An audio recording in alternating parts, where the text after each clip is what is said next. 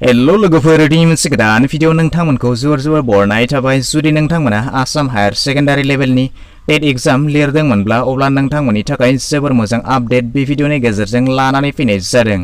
नोंथांमोना मिथिगौ बे जितु OHS टेट एग्जाम बे टेट एग्जामा जादोंमोन थांनाय 10 जानुवारि 2021 खालार खालि आरो जुदि नोंथांमोना बे एग्जामखौ लिरदोंमोनब्ला फाइनाली दिनै 10 फेब्रुवारि 11 AM आव बेनि रिजाल्टखौ एनाउन्स खालामनानै होनाय जाबाय। स' बिदिब्ला जुदि नोंथाङाबो बे एग्जामखौ लिरदोंमोनब्ला आरो दिनै फोसावनाय रिजाल्टखौ नायनो नागिरदोंब्ला अब्ला बे भिडिअनि गेजेरजों दिन्थिनानै होनाय जागोन माबोरै आसाम हायर सेकेन्डारि टेट एग्जामनि रिजाल्टखौ नायनाय जायो।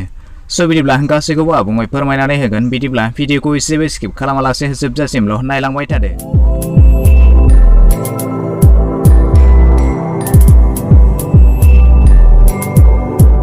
रिजाल्टखौ नायनायनि सिगां मोननैसो खोथाखौ बेवहाय नोंथांमोननो रोखा खालामनानै होनो सानदों। नेम अफ एग्जामाव दंमोन higher secondary teachers eligibility test 2020 exam अथरिटियाव दंमोन secondary education department Assam organisation खालामदोंमोन गभर्नमेन्ट अफ आसामा validity of OHS TET certificate नोंथांमोननि जितु OHS टेट एग्जामनि सार्टिफिकेट मोनगोन बे एग्जामनि भेलिडिटि थागोन 7 इयार।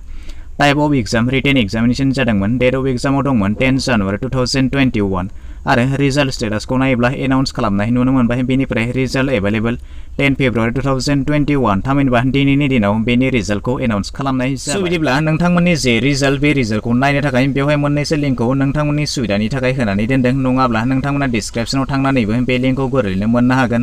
दानिया नोंथांमोना जिहेतु आसाम OHS टेट रिजाल्ट बे रिजाल्टखौ नायगोन स' बेखायनो नोंथांमोना राइट साइडआव नुनो मोनदों क्लिक हेयार दङ।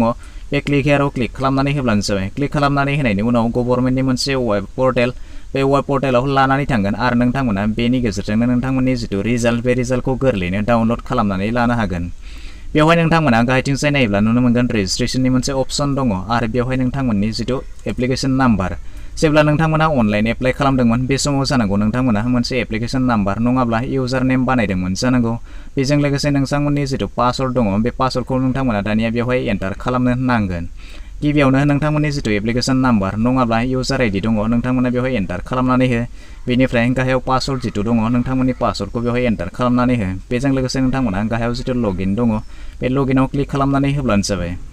बेबायदि क्लिक खालामनानै होनायनि उनाव नोंथांमोननि जे रिजाल्ट बे रिजाल्टआ बेवहाय नोंथांमोना ओंखारनानै फैगोन आरो बेबायदिनो नोंथांमोना नोंथांमोननि जितु रिजाल्ट बे रिजाल्टखौ गोरलैनो डाउनलड खालामनानै लानो हागोन। स' बिदिब्ला नोंथांमोननि जे रिजाल्ट नायनायनि प्रसेसा बेखिनियानो आरो बेबायदिनो नोंथांमोना नोंथांमोननि जितु रिजाल्ट बेखौ नोंथांमोना गोरलैनो डाउनलड खालामनानै लानो हागोन। स' बिदिब्ला दिनैनि भिडिअ बेखिनियानोसै। आसा खालामो नोंथाङा भिडिअखौ नायनानै गासैखौबो बुजिबाय जानांगौ। जुदि माबाफोर डाउट थालांबायब्ला नोंथाङा कमेन्ट सेक्सनाव थांनानै फोरमायहरनो हागोन। भिडिअखौ नायनानै मोजां मोनबायब्ला मोनसे लाइक खालामदो, गाज्रि मोनबायब्ला डिसलाइक खालामदो आरो जुदि चेनेलाव गोदान नायगासिनो दंब्ला अन्नानै चेनेलखौ साबस्क्राइब खालामनानै लानोबो दाबावहरदो।